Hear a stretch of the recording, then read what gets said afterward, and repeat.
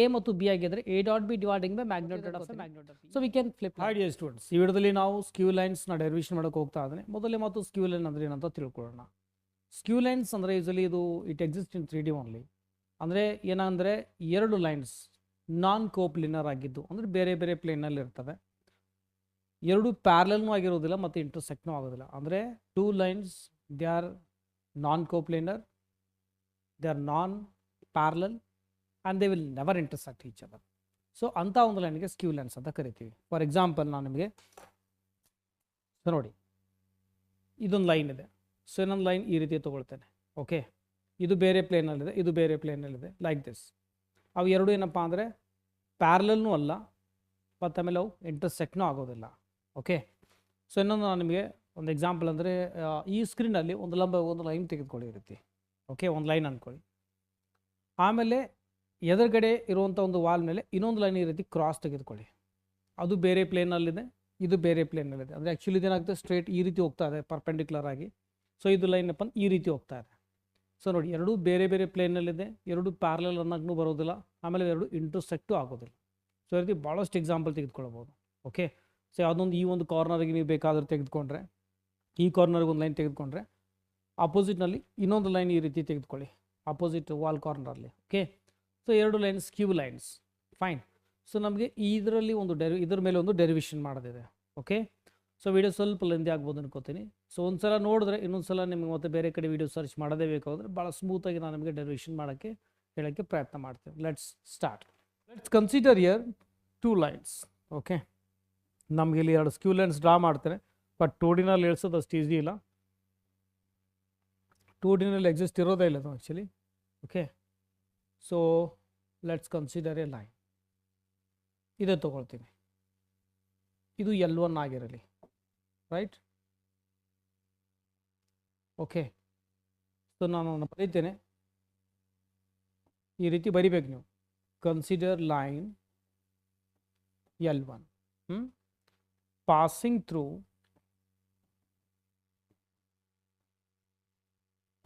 through point S. Okay, whose position vector is A1 vector ಅಂತ ಅನ್ಕೊಳ್ಳಿ. ಅರ್ಥ ಆಯ್ತು ಅನ್ಕೋತಾ ಇದ್ದೀನಿ.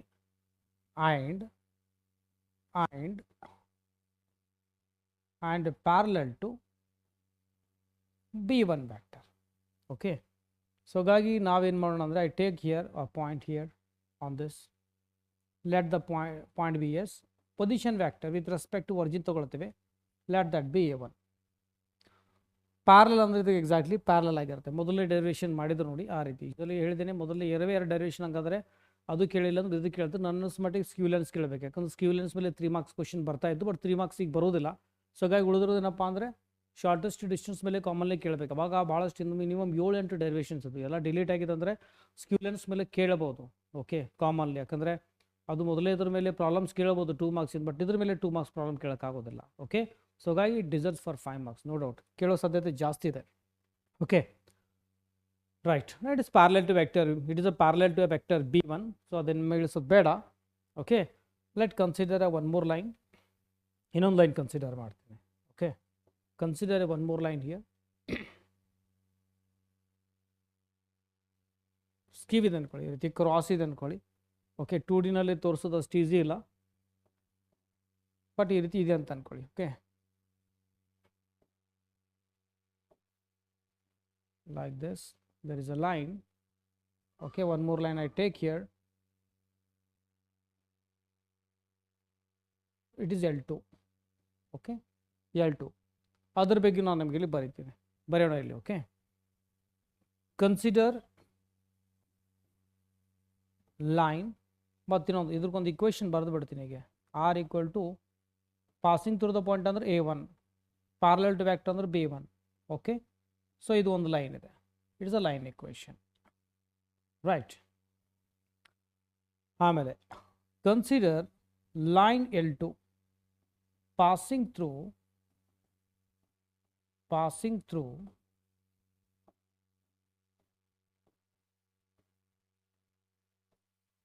through point T. whose position vector is a2 ಅಂತ ಅನ್ಕೊಳ್ಳಿ.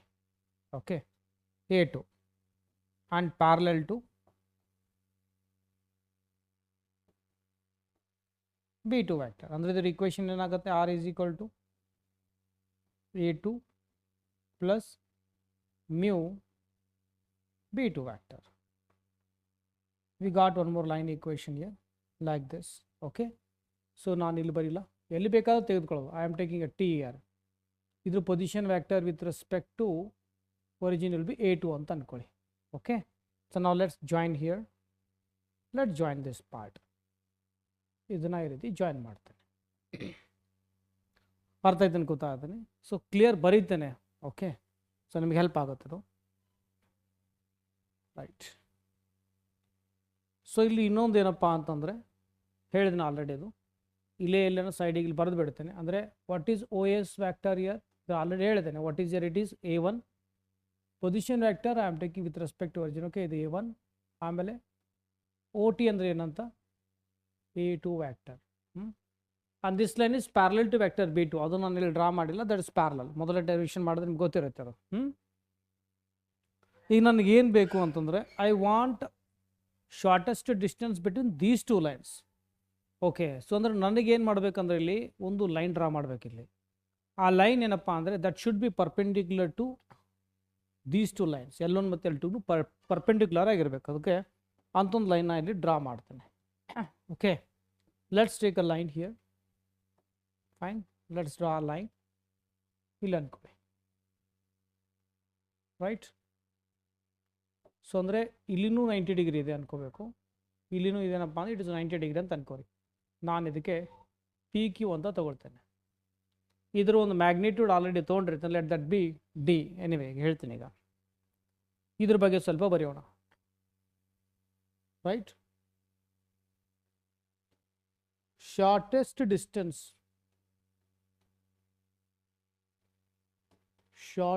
Distance between two skew lines will be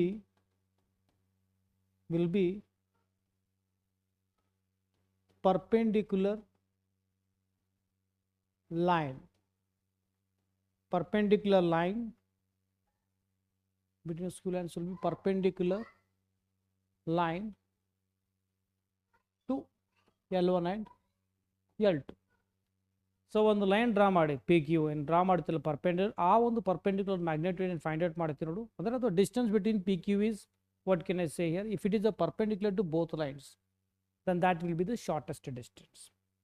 okay, so ನಾವೇನು ಮಾಡೋಣ ಅಂದರೆ ಲೆಟ್ ಪಿ ಕ್ಯೂ ಏನಿದೆ ನೋಡಿ, ಇದರದ್ದು ಏನೋ ಡಿ ಅಂತ ಆಗಿರಲಿ. Let assume that we want to find out that only. So D ಆಗಿರಲಿ. Right, shortest distance I am considering D. We have to find out a formula for that. ಆಮೇಲೆ let theta be angle between ಈ line ಇದೆ ನೋಡಿ, S T ಮತ್ತು P Q extend ಮಾಡಿದಾಗ ನಮಗೊಂದು angle ಸಿಗುತ್ತೆ between S T and P Q. Okay, so theta ಆಗಿರಲಿ. Right.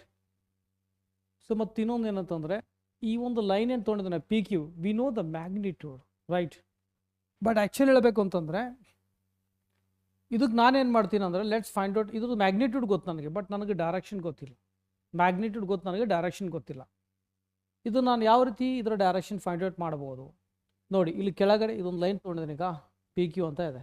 ಆಯಿತಾ, there is a line here L1, line here L2. ಇಲ್ಲಿ ನಿಮಗೆ ಪ್ಯಾರಲಲ್ ಕಾಣ್ತಾ ಇದೆ, ಗೊತ್ತಾಗ್ಲಿ ಅಂತ ತಿಳಿಸಿದ್ದೀನಿ ಅಷ್ಟೇ.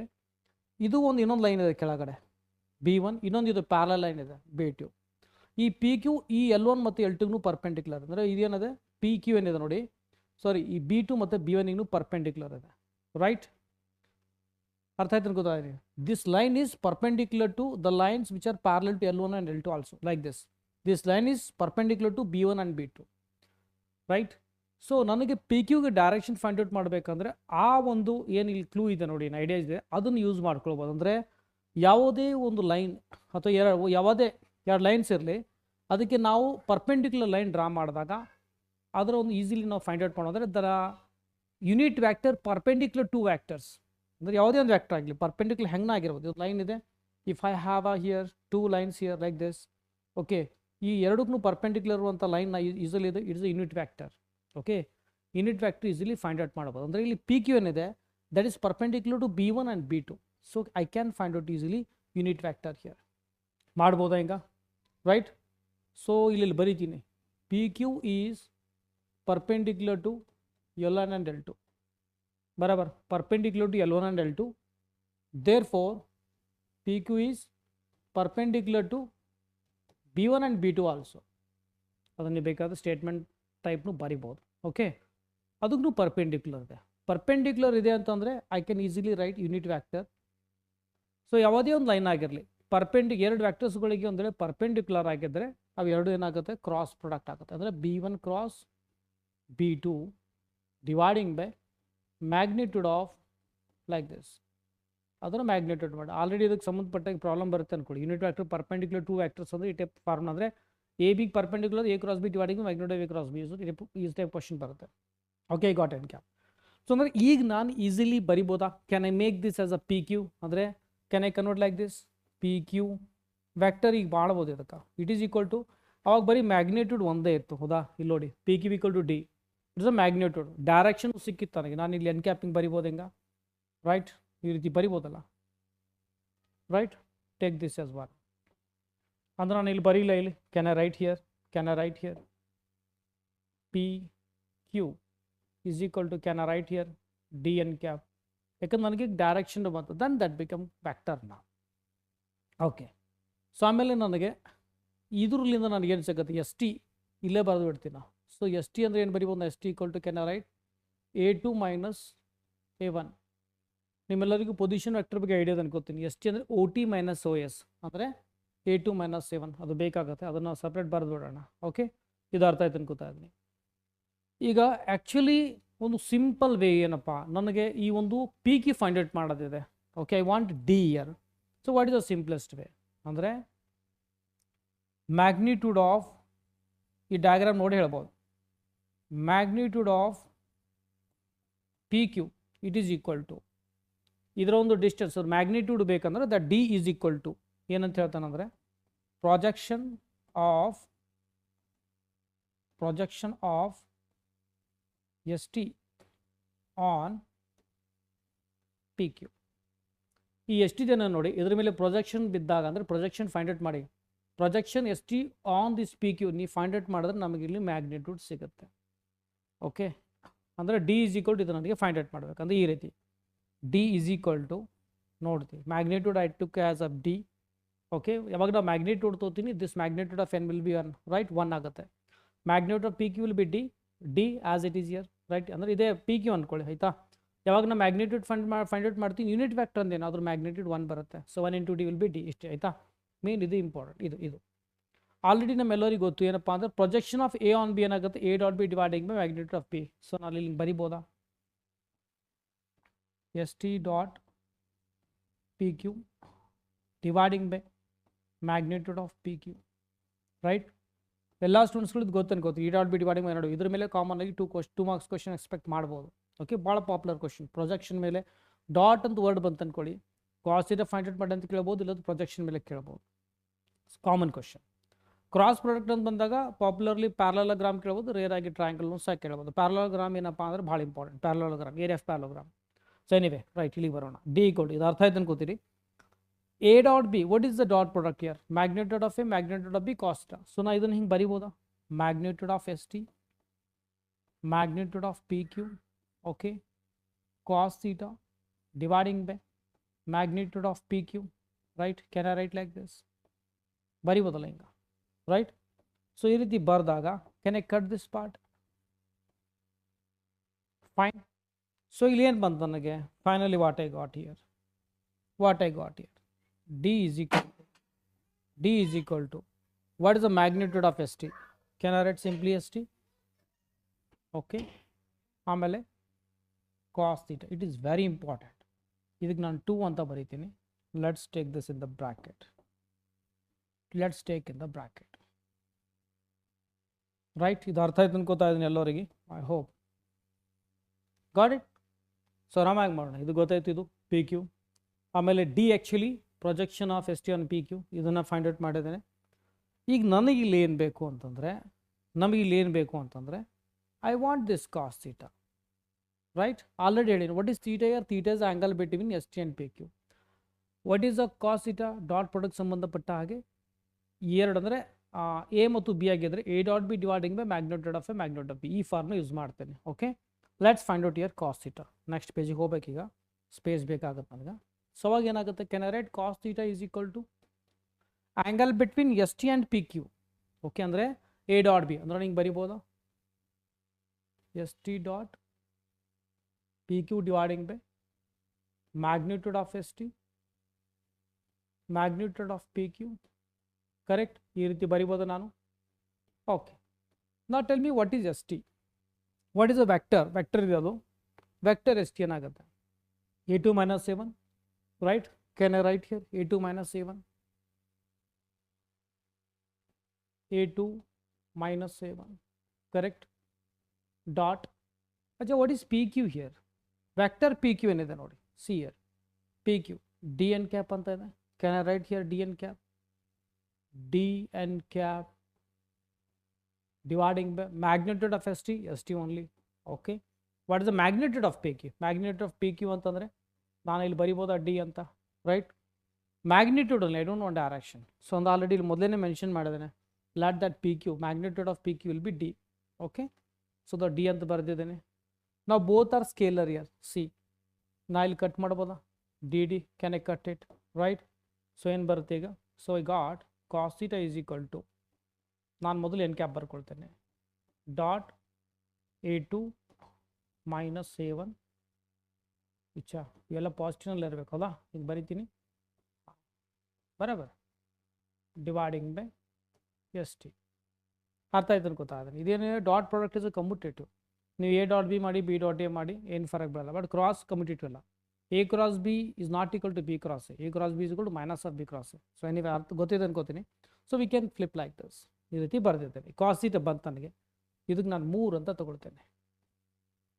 ಈಗೇನು ಮಾಡೋಣ, ಸಬ್ಸ್ಟಿಟ್ಯೂಟಿಂಗ್ 3 ಇನ್, ಓಕೆ, ಎಲ್ಲಿ ಸಬ್ಸ್ಟಿಟ್ಯೂಟ್ ಮಾಡೋಣ, I want D equal to, ಇಲ್ಲಿ ಮಾಡಲ D equal to S T cos theta 2, right.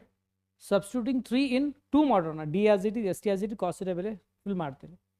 Okay, in 2 ಅಂದರೆ ಏನಿದೆ ಅದು, D equal to S T cos theta ಅಂತ ಇದೆ. ಕಾಸ್ ಥೀಟಾ ಬದಲು ಇದು ಬರಿಬೋದಾ ಹಿಂಗೆ, right. Can I write like this, N cap a2 minus a1 dividing by st. Okay, so ಈ ಎಸ್ ಟಿ ಕಟ್ ಮಾಡ್ತೇನೆ, ರೈಟ್. ಇಲ್ಲಿ ತನಕ ಏನು ಡೌಟ್ ಇಲ್ಲ ಅನ್ಕೋತೀನಿ, but simple, fine. Okay, D is equal to, right, same ಪೆನ್ನ ತೊಗೊಂಡ್ಬಂದು colour,